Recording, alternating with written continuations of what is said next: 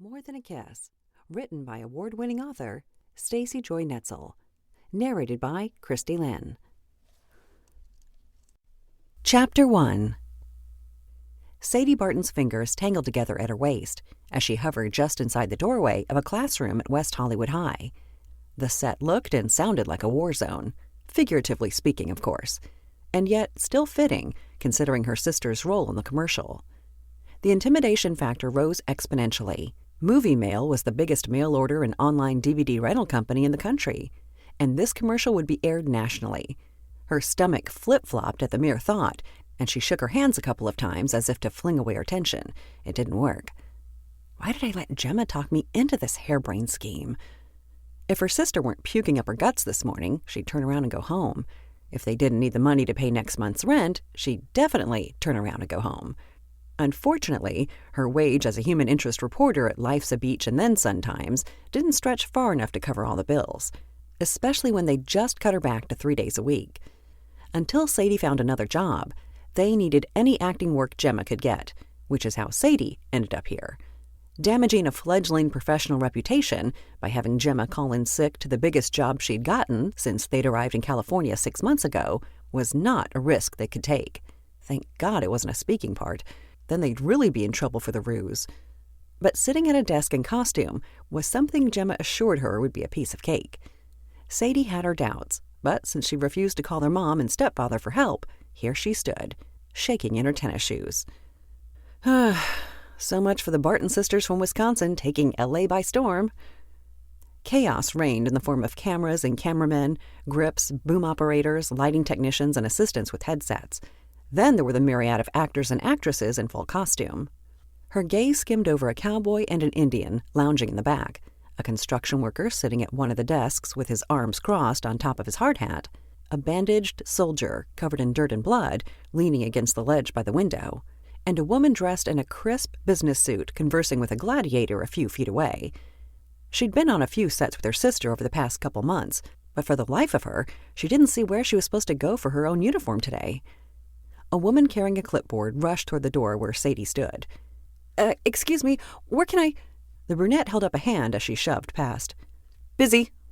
Sadie blinked. "Okay." Raised voices carried to her from across the room.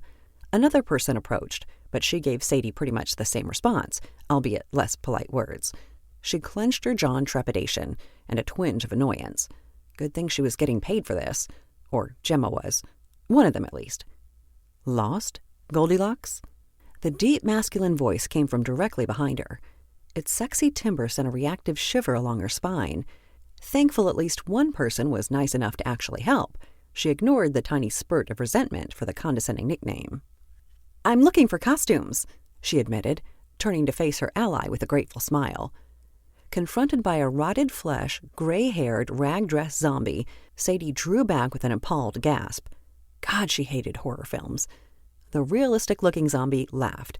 Through grotesque face makeup, white teeth flashed, all the brighter next to the sickly pallor of his skin. Nice smile.